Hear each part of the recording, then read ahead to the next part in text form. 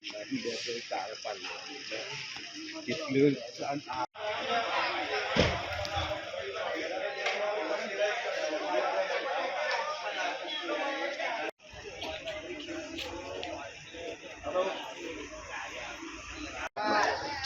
મોહનભાઈ વસાવા મુકામ કાંકરિયા। શું હતું આજે?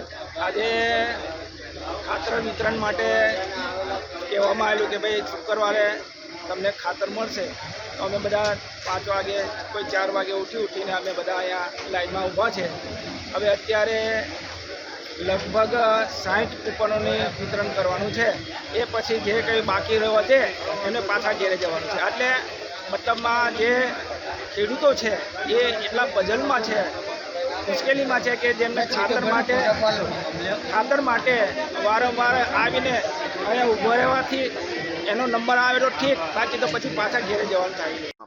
ચંદુભાઈ પટેલ, સંઘના મેનેજર। શું થયું આજે? ખેડૂતો ખાતર લેવા માટે આવે, એમાં લાઈન બનાવીને 5 વાગ્યાના બેઠેલા હોય। ખેડૂતોને જે માલ આવતો હોય માલને 5 ગુણ પ્રમાણે અમે એ લોકોને નંબર આપીને નંબર પ્રમાણે ખાતરનું વિતરણ થાય છે। અને અત્યારે અહીં બેઠેલા છે અને બધા નંબર આપેલા છે અને નંબર પ્રમાણે માલ લઈ જાય છે। ખેડૂત દીઠ કેટલા ખાતર આપવાના હતા સરકાર તરફથી, અને તમારા તરફથી કેટલું વિતરણ સરકાર થાય? તરફથી તો કૃષિ યુનિવર્સિટી નવસારી તરફથી જાણ કરવામાં આવેલી છે। ખેતી પાક હજુ ઉગેલો નથી અને એક ખેડૂતને સરકારનું ભરૂચ જિલ્લા પરથી અમને એવી સૂચના થયેલી છે, એક ખેડૂતને 10 ગુણ 1 મહિનામાં એક જ વખત આપવાનો સર્ક્યુલર આપેલો છે। તો અમે ખેડૂત આવ્યા છે, ખેડૂતના આઠાની નકલના આધાર કાર્ડની નકલ લઈ અને ખેડૂતની સંખ્યાના પ્રમાણમાં વિતરણ કરીએ છીએ।